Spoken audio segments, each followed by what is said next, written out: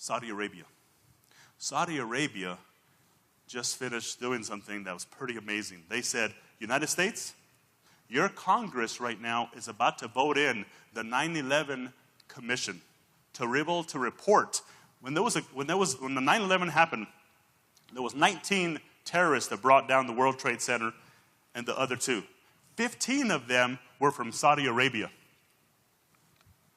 So they did a 9/11 commission to investigate who were these people, where did they get their money from? And 25 pages or more were not shown. And it was leaked out, and people said that's because it wasn't just those terrorists, but this was sponsored by Arab nations, and specifically Saudi Arabia. And so Saudi Arabia said, United States, we don't want you to show that report.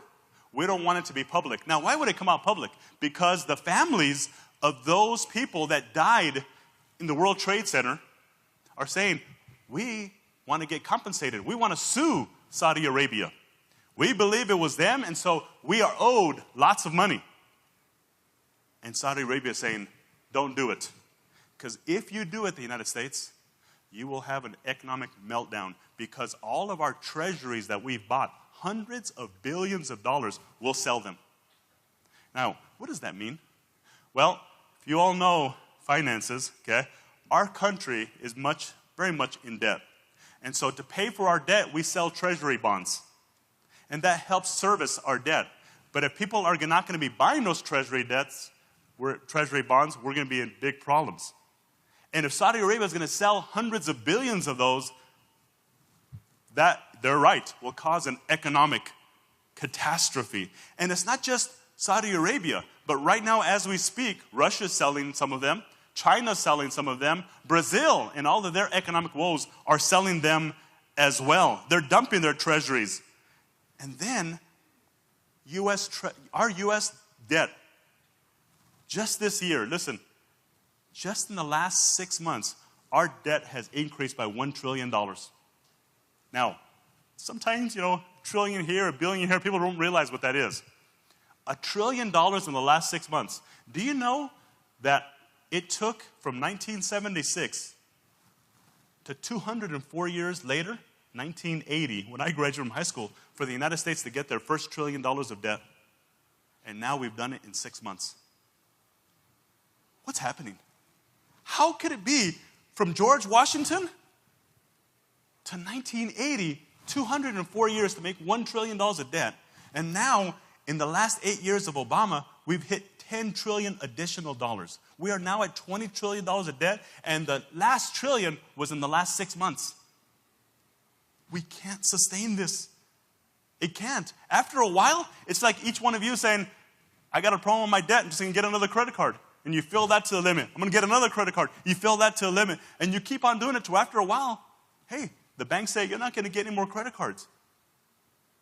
That's what's happening to our country as we speak. And it's not just our country. It's other countries as well. I'm not sure if you're reading about Venezuela. The Bible, why do I bring this one up? Because the Bible speaks about right after the Antichrist, he comes on the scene, world government, signs a peace treaty between the Arabs and the Jews, and then you have the red horse, which is war in the Middle East, tied into Ezekiel 38 and 39, the battle of Magog and Gog I just finished telling you about. And then right after that is the black horse, Revelation chapter 6, verses 5 through 6, where it talks about a day's wages for a loaf of bread, hyperinflation. What's happening in Venezuela right now? If you saw the news yesterday, a hamburger is costing $170. Because their currency, ya no vale. And that's if you have dollars. If you have what they called over there, bolividares, I believe, bolividares, you need a wheelbarrow for them, for that one hamburger. What does it say in Revelation chapter 6? It says that the world will be having such a problem with their currencies and with money that it's going to take all day long for you to work just to buy a loaf of bread. In other words, if right now you earn $10 an hour, let's say, okay? $10 an hour times 8 hours, that's $80. The Bible says in the future you'll need $80 just for a loaf of bread. But let's say if you want a hamburger, it's not just bread. Now you want meat. Maybe we'll be like Venezuela at $170. And it's not just them. Maybe, Angel, you know about what's going on with Puerto Rico and the disaster that's going on right now in that country and how much in debt they are. In July 7th, they're going to have to come up with a payment. And they may not be able to service that. So our country is right now thinking about bailing them out. But who's going to bail us out?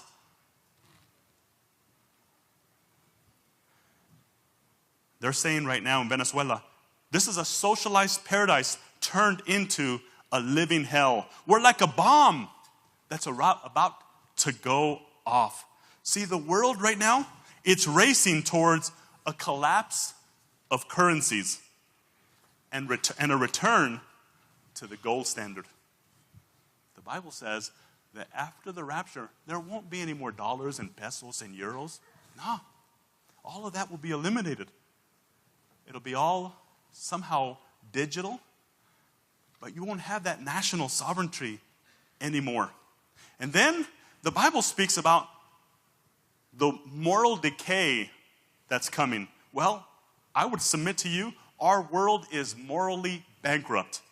Now let's talk about the United States just for a second.